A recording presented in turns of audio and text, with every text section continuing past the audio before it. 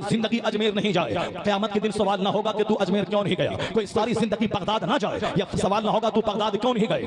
अस्सलामु अलैकुम वरहमतुल्लाहि वबरकातुहू। एक बार फिर मैं इस टाइप की वीडियो लाया हूँ जो एक मौलाना जो बरेलवी हैं मुफ्ती शहरयार साहब वो हक बोल रहा है और वो ये कह रहे हैं कि मरने के बाद कौन कौन से सवाल होना है, ज़रूरी चीज़ क्या है और जो गैर ज़रूरी चीज़ है उसका कोई सवाल ही नहीं होना मरने के बाद। तो आप इस वीडियो को देखें।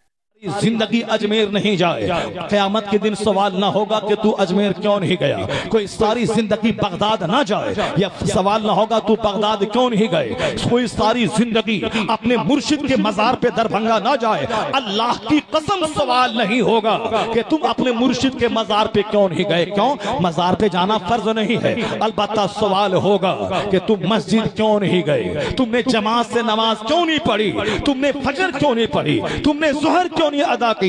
इन्ना अव्वल मा युहासबु बिहिल अब्द यौमल क़यामति सलाह। अब हुजूर फरमाते हैं क़यामत के दिन सबसे पहला सवाल नमाज का होगा, और जो नमाज का जवाब देने में सक्षम रहा, कामयाब रहा, फ़क़द अफ़लहा व अंजहा, ही बिकेम सक्सेसफुल, वो कामयाब हो गया। और जो नमाज के बारे में पकड़ा गया, हुजूर फरमाते फ़क़द ख़ाबा व ख़सिरा, व हिलाक और तबाह व बर्बाद हो गया। हुजूर फरमाते हैं बैनल अब्दे वल कुफ्रे तर्कुस सलाह। एक मोमिन और एक काफिर के दरमियान जो चीज फर्क पैदा करती है वह तर्के नमाज है। नमाज पढ़ने वाला मोमिन, नमाज छोड़ने वाला वह गैर मोमिन। हुजूर ने कहा कि क़यामत के दिन बेनमाजी का हश्र फिरऔन के साथ होगा, हामान के साथ होगा, कारून के साथ होगा, उमय्या इब्ने खल्फ के साथ होगा। ये चार घटिया किस्म के काफिरों का नाम हुजूर ने लिया है। मुस्नद अहमद शरीफ की रिवायत में है कि बेनमाजी का हश्र इन चारों कुफ्फार के साथ होगा। इस हदीस की तशरीह में मुहद्दिस फरमाते हैं कि जो फिरौन चूंकि बादशाहत की वजह से काफिर हुआ, अल्लाह ने पूरे मिस्र का बादशाह बनाया था। जनाब मूसा अलैहिस्सलाम ने कहा कि तू अल्लाह पर ईमान ला, मुझको नबी मान, ये बादशाहत तेरे पास रहेगी।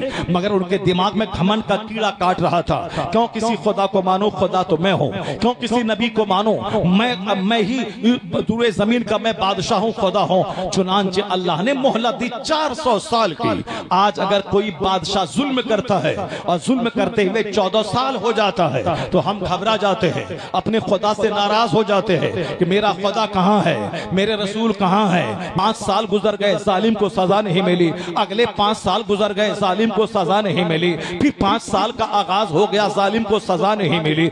अल्लाह कहाँ है? जुल्म पे जुल्म हो रहा है, मस्जिदें तोड़ी जा रही हैं, मदरसों को बर्बाद करने की साजिशें रची जा रही है, कब्रिस्तान को तोड़ा जा रहा है, आलिमों को जेल में डाला जा रहा है। अल्लाह कहाँ है? रसूलुल्लाह कहाँ है? हाँ, मोबाइल सिर्फ चलाओगे ये वसवसा पैदा होगा, अल्लाह कहाँ है। तुम सिर्फ अखबार पढ़ोगे ये वसवसा पैदा होगा, अल्लाह कहाँ है। तुम सिर्फ दो काफिरों का मुंह देखोगे तो वसवसा पैदा होगा, अल्लाह कहाँ है। लेकिन जिस दिन तुमने कुरान पढ़ा, जिस दिन तुमने हदीस पढ़ी, जिस दिन तुमने उलमा को देखा, दुनियादारों को नहीं देखा, तो कुरान बताएगा ये 10 साल की अहमियत क्या है अल्लाह के नजदीक, 25 साल की अहमियत क्या है अल्लाह के नजदीक। अल्लाह तेरी शहे रग से ज्यादा करीब है, ये बता दे तू कहाँ है। अल्लाह तेरी शहे रग से ज्यादा करीब है, तू कहाँ है।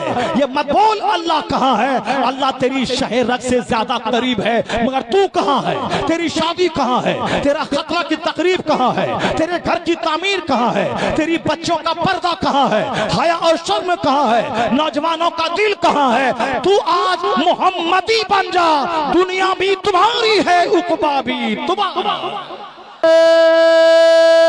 तकबीर ना।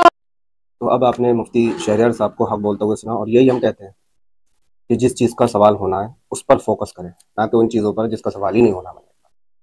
बस यही बात होती है सारी। और हम जब 5 वक्त के नमाजी होंगे तो अल्लाह ताला के बहुत ज़्यादा करीब होंगे। और जब अगर हमने नमाजी छोड़ दी और चीज़ों में लगा हुए हैं जिसका ना कोई सवाल होना है मरने के बाद, सबसे पहला सवाल जो होगा वो नमाज का होगा, और उससे बिल्कुल दूर है। और फिर दूसरी बात ये, मुफ्ती शहरयार साहब जिस चीज़ को कह रहे थे सवाल नहीं होना है, उस चीज़ को करने वाला अपने आप को कट्टर सुन्नी समझता है। तो समझता है मैं ही सुन्नी हूँ और सब वहाबी हैं, जो मज़ार पे नहीं जाते हैं वो वहाबी हैं। लोगों की नज़रों में हंसी की बात है। अल्लाह ताला इन लोगों को हिदायत दे और थोड़ी गैरत फील हो इन लोगों को इस वीडियो को सुनने के बाद। और आप लोग ज़्यादा से ज़्यादा इस वीडियो को शेयर करें कि लोगों के अकल में आए कि नमाज नहीं छोड़ना है, और चीज़ें छोड़ने उसका कोई सवाल नहीं होना, लेकिन नमाज बिल्कुल नहीं छोड़ना। अस्सलामु अलैकुम वरहमतुल्लाहि वबरकातुहू।